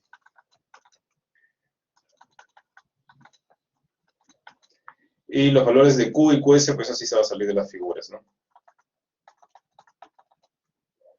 Este es con la figura 620 y este es con la figura 621. Y con esto ya puedo ir al KF, que estaría saliendo 1,7 K, y acá el KFS estaría saliendo 2,4. Luego hay que calcular el S sub E. Para esto se calcula el K sub A, que está saliendo, que depende solamente del esfuerzo último, que estaría saliendo 0,897. Y el K sub B, que sería 1,75 entre 0,3. Este es el diámetro de la parte, justo donde está la parte A, menos 0,107, y esto sale 0,828. Y bueno, hallo el SD', que es 0,5 por 68, y con esto puedo hallar finalmente el S sub E, que está saliendo 23,8 KSI.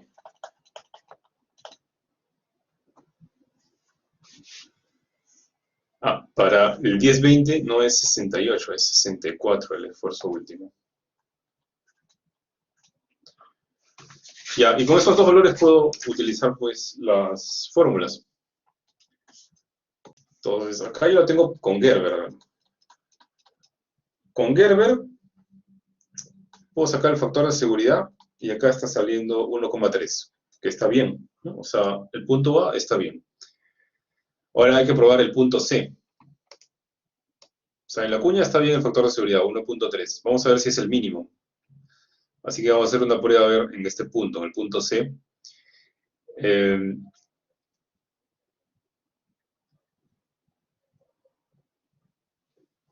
Pero esta zona tiene dos hombros realmente. O sea, tiene un hombro aquí, acá entra el apoyo y después hay otro rebaje, ¿no? Acá está pasando de 2.5 a 1.75 y de 1.75 a 1.3. Ahora, estos dos hombros son idénticos, solo que este segundo pues, es de menor diámetro y realmente este factor de seguridad, el de la derecha, pues, me va a salir menor que el de aquí, pues, porque el de acá tiene un diámetro más grande. En la evaluación, lógicamente, solamente sería necesario pues, que prueben el de la derecha, ¿no? Porque se nota pues, que está en las mismas condiciones, solo que con un diámetro menor, lógicamente va a sufrir más, ¿no?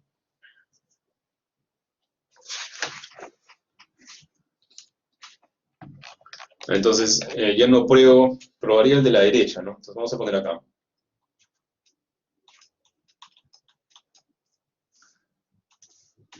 No, si no, vamos a poner...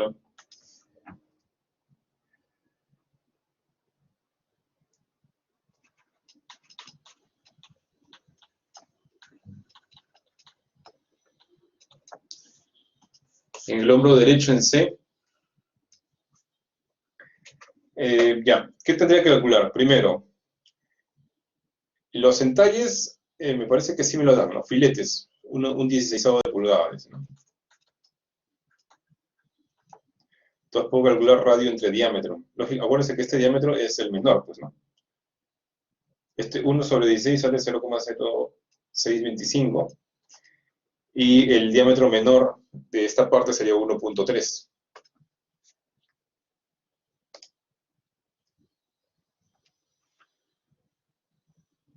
Y además, para ir al KT y el KT se necesitaría sacar la relación entre diámetro mayor y diámetro menor. Sería 1,75 entre 1.3 y esto es 1,35.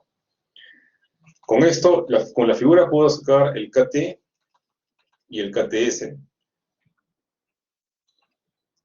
Y luego también el Q y el QS, que está saliendo acá 0,76. Entonces de acá va a salir el KF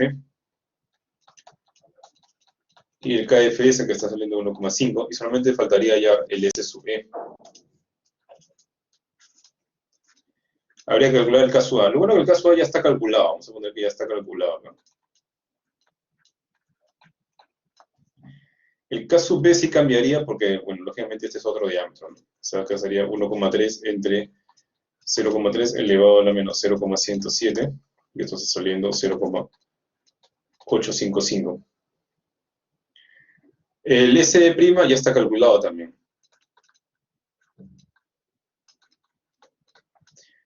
Y finalmente el S sub E sería la multiplicación de todos estos factores, que estaría saliendo acá 24,5 KSI.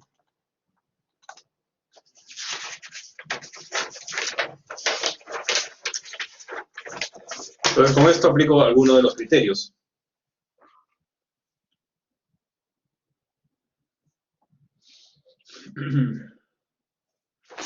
Acá he utilizado Gerber también, creo. Sí.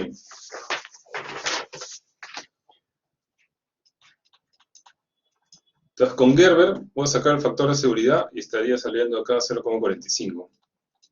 Uy, esto está fallando, ¿no? Y ahorita sería el punto crítico porque es mucho menor que el factor de seguridad que saqué en este es en A. Y esto me está saliendo a la derecha de C. Este ahorita sería el crítico. ¿Y qué significa tener un factor de seguridad menos que 1 cuando estoy aplicando alguno de los criterios? Eso significaría pues que no necesariamente se rompe. Lo único que significaría acá es que tiene pues vida finita. Todavía no sé si se romperá o no, pero por lo menos tiene vida finita. O sea, en algún momento se va a romper. Ahora, podría probar si esto falla o no, pues probando a ver el esfuerzo de fluencia. Vamos a ver el esfuerzo de fluencia máximo con la fórmula, y acá estaría saliendo 55,8 KSI. Y esto habría que, con esto habría que sacar el factor de seguridad de la fluencia, que sería SI entre el SI máximo, sigma máximo, o sea, el esfuerzo de fluencia para este material es 54, y acá me está saliendo 55,8, y esto me está saliendo 0,97, que es menos que 1, ¿no? Ahora, el material se rompe, como es menos que 1, todavía no se sabe, porque para saber si se rompe o no, tendría que probar con la resistencia a la rotura, ¿no? A la resistencia última, pero esta es resistencia a la fluencia, o refuerzo a la fluencia.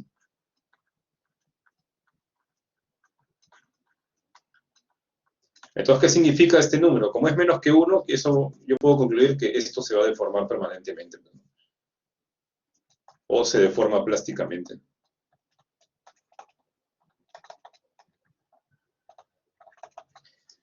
Ahora, podría ser una prueba adicional, ¿no? Pero ya no tendría mucho sentido porque definitivamente pues este eje está mal, ¿no? No, este eje ya falló, pues, ya se ha deformado, no tiene vida infinita, por lo tanto yo podría descartar este eje. Ahora, este será el punto crítico, es muy probable que este sea el punto crítico, pero todavía podría probar quizá este hombro de acá a la derecha, aunque ese hombro no está sometido a tanto, mira, fíjense, ese sería en B, ¿no? Y acá B es este punto de acá, donde ya acá están muriendo los momentos flectores. Y en ese punto tampoco hay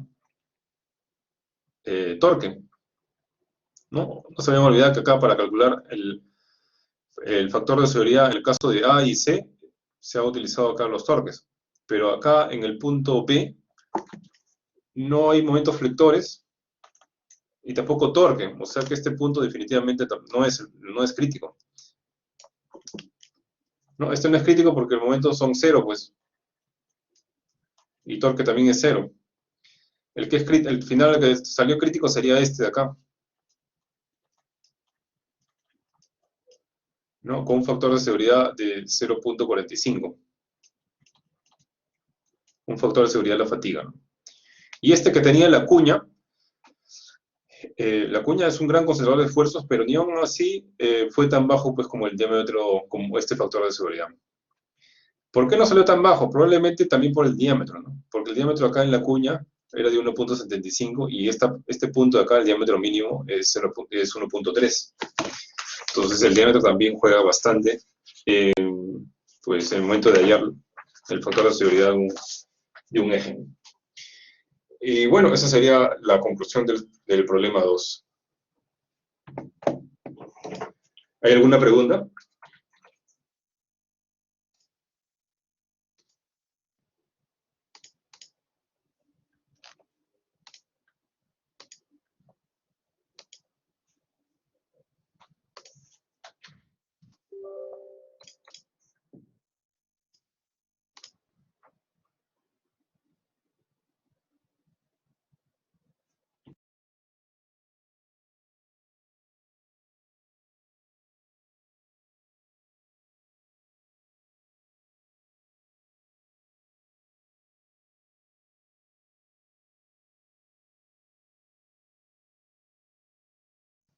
¿Hay alguna pregunta?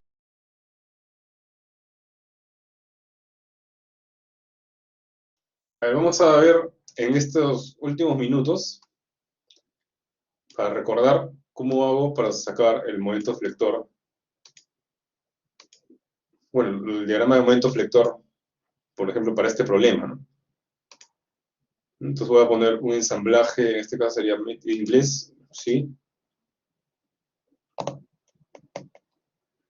De manera rápida, ¿no? Porque realmente en la evaluación no se pide hacer todo el dibujo, ¿no? Con todos los hombros y esas cosas.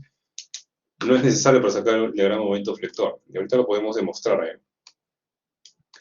Solo necesito, acá lo único que necesito es la longitud del eje, o sea, es como si dibujara este eje de acá, un solo diámetro. Entonces yo podría irme ahorita, a ver, para hacerlo unos minutos antes de que sean las 5, a Shaft. Bueno, ahí me dice que lo guardo con cualquier nombre. Y acá me olvido de estas partes. Bueno, puedo poner el eje en algún lado para tener una vista de cómo está. Ya, y bueno, acá le puedo quitar esto de aquí, estos dos, y ya. Entonces, bueno, lo único que necesito acá es la longitud total. ¿Cuánto es la longitud total de este eje? Sería 16 más 14 más 9, ¿no? Ahí no importa el diámetro tampoco. O sea, sería 39 pulgadas. Ojo, que solamente estoy sacando el momento flector.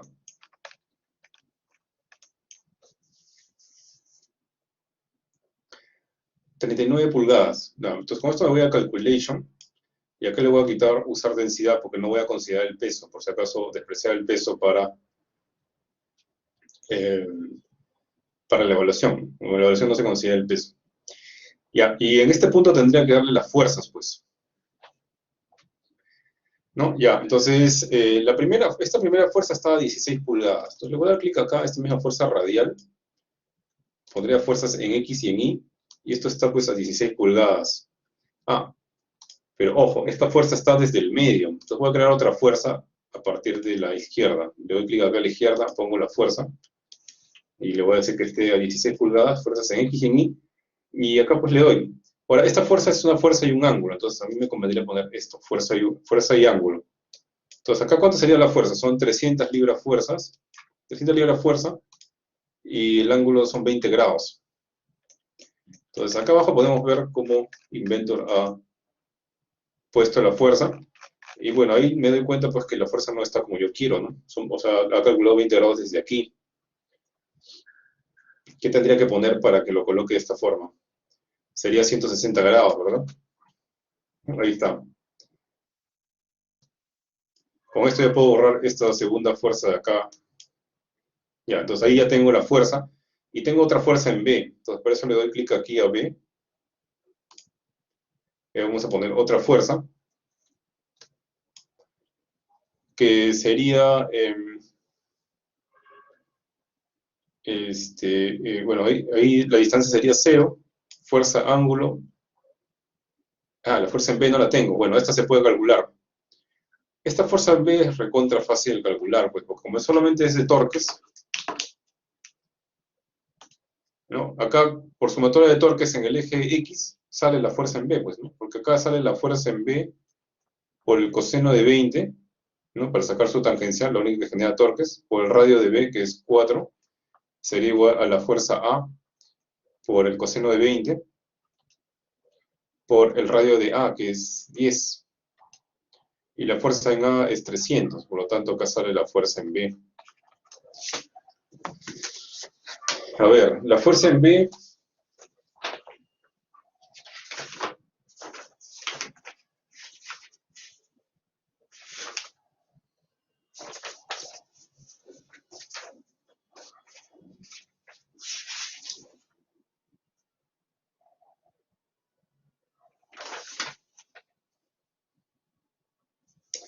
la fuerza en B no la tengo como fuerza resultante, pero sí la tengo como, o bueno, lo podemos calcular, pues. Vamos a sacar la calculadora ahí.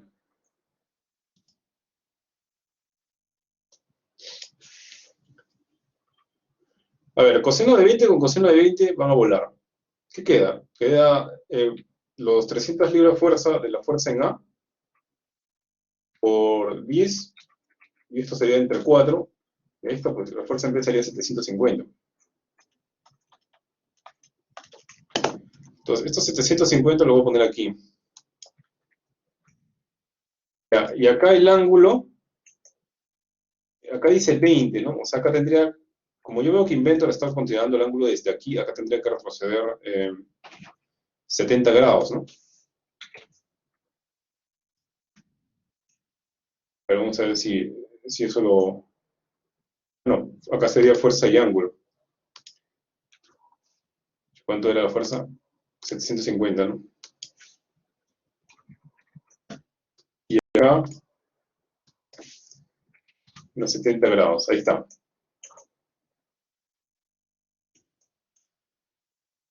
Ya, pero eso es suficiente, le doy OK aquí, y ahora que poner los apoyos. Hay un apoyo en el origen, que ese está bien, y el otro apoyo debería estar a 30 pulgadas. Entonces este mismo apoyo lo voy a editar. Ah, pero acá está en el medio, ¿no? Ah, el medio no... desde el medio, ¿cuánto sería? Bueno, ahí puede ser medio, habría que hacer unas operaciones, de repente es más fácil poner otro apoyo, un apoyo adicional. A ver, voy a hacer que el apoyo se ponga a partir del lado derecho, y como este apoyo fijo, este sí va a estar, me quedaría poner un apoyo libre, ¿no? Y este apoyo libre estaría a 9 pulgadas, pero a 9 pulgadas hacia el otro lado, o sea, acá menos 9 tendría que poner. Y este ya lo puedo eliminar. Ahí está. Entonces le voy a poner calcular, me voy a los gráficos y acá tengo, esta es la fuerza cortante, a mí me interesa el momento flector. Y este sería el resultante, pues, ¿no? Pero de todas maneras puedo tener en YZ y en XZ, vamos a ver si son iguales a los que están acá. A ver, este de aquí es el plano XY, el plano XY es el plano de levante, que para Inventor es el plano, para el Inventor es el plano ZI, o sea, este de acá. O sea, esta primera figura sería esta de aquí. Pero acá sale un número distinto. Acá dice menos 278 y acá dice 3336. Acuérdense también, que yo también les hice la observación, ¿no? Este de acá está en libra fuerza pies y esto de acá está en libra fuerza pulgada. Entonces yo debería multiplicar esto por 12, pues, ¿no? Menos 278.015 por 12. Y eso sí sale lo que dice acá, ¿no? Menos 3336. Tengan cuidado con las unidades. Y luego acá tengo el plan de XZ. Pero bueno, eso no importa. Acá lo que importaría sería el diagrama de momento flector. Y ya está, esa es la forma de hallar los diagramas de momentos con Inventor. Ahora, en la práctica ustedes podrían copiar este resultado en un Word, ¿no? Le hacen un screenshot a esto, lo ponen en un Word, o el mismo Word donde están haciendo sus cálculos, donde van a, bueno, el mismo Word donde va a estar su escaneo, o lo adjuntan con el escaneo, ¿no? De tal manera que se vea ahí cómo han hecho, o que lo han hecho con Inventor, pues, ¿no? Y ya, es porque esa es realmente la única parte que se hace con Inventor, ¿no? Luego acá ustedes pueden encontrar otras opciones, ¿no? Pero realmente no es necesario las otras opciones para terminar acá, para hacer el diseño, ¿no? O el diagnóstico de un eje.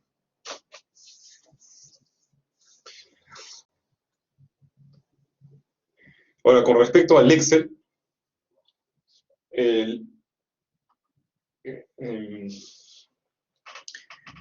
sería bueno pues, que en el escaneo pues, pongan todo el procedimiento, ¿no? O sea, si bien puedes adjuntar el Excel, eh, hay alumnos que a veces ponen un Excel bien desordenado, ¿no? Entonces, que tiene varias casillas, o sea, tú puedes usar el Excel normal, ¿no? Y los resultados los puedes poner, digamos, en una hoja aparte, y esa hoja la escaneas, ¿no?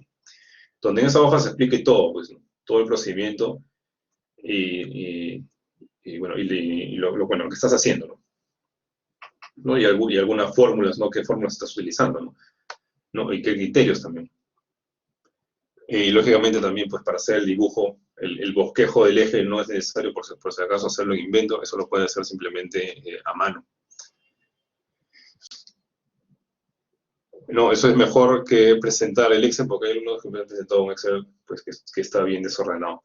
Y si aún así, bueno, si tu Excel está bien ordenado y lo quieres presentar de todas formas, pues lo puedes hacer, pero en el Excel también tiene que decir todo el procedimiento. No, hay dos formas, digamos, de hacer un Excel, ¿no? Hay un Excel que los hacen como una calculadora, o sea, pones un valor y después encima le pones el otro valor y recalculas. Y yo no tengo forma de saber pues, cuáles son los valores anteriores que has tenido, por lo tanto no puedo saber el procedimiento, ¿no? Entonces, si lo tienes de esa forma vas a tener que pasarlo a papel, o si no, en el mismo Excel vas a tener que poner una tabla donde se vea cada uno de los pasos que estás haciendo, ¿no? Entonces hay que también tener criterio al momento de enviar el Excel, ¿no? Es mejor si escribes o transcribes el procedimiento en la hoja eh, para poder entender todo lo que estás haciendo, ¿no? Y bueno, entonces con esto daremos por concluido esta sesión y en 5 minutos empezamos la práctica. ¿Hay alguna pregunta?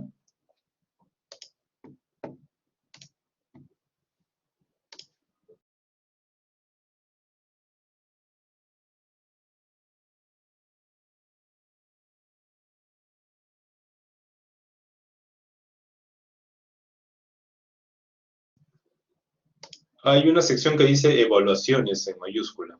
Ahí va a estar la PC.